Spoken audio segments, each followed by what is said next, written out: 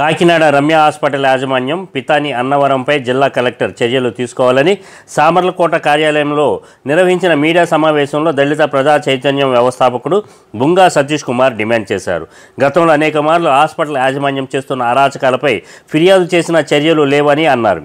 గర్భిణీ స్త్రీకి లేని గర్భిణీని ఉన్నట్లుగా 9 నెలల్లో ట్రీట్మెంట్ జూనియర్ డాక్టర్ల చేత చేయించారని, గతంలో దీనిపై కమిటీ కూడా నిర్వహించడం జరిగిందని అన్నారు.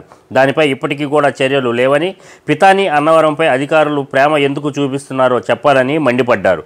యాజమాన్యంపై యాక్షన్ తీసుకోవాలని, లేని పక్షంలో దళిత ప్రజా చైతన్యం పోరాటం చేపడుతుందని తెలియజేశారు.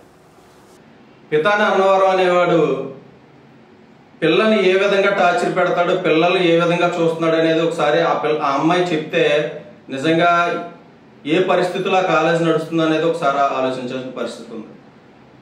గతంలో అనేక మార్లు అక్కడ హెరాస్మెంట్ జరుగుతున్నాయి. అమ్మాయిల విషయంలో ఇతను హెరాస్మెంట్ చేస్తున్నాడు. అలాగే ట్రీట్మెంట్ విషయంలో కూడా జూనియర్లకు అప్పగించి ట్రీట్మెంట్ చేయిస్తున్నాడు అని చెప్పేసి పలుమార్లు మేము అతనిపై ఫిర్యాదు చేసినా ఇప్పటికీ అతని మీద యాక్షన్ లేదు.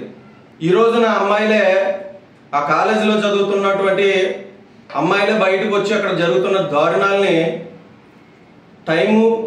ఏ టైం అనేది తెలియకుండా వాళ్ళు స్నానం చేసే టైంలోను, వాళ్ళు సివిల్ డ్రెస్లో ఉన్నటువంటి టైంలోను ఈ పితాని అన్నవరం అనేవాడు వెళ్ళి టార్చర్ పెడుతున్నాడు. వాళ్ళని, పిల్లల్ని ఏ రకంగా ఇబ్బంది పెడుతున్నాడు అనేది వాళ్ళు చెప్తుంటే అర్థమవుతుంది.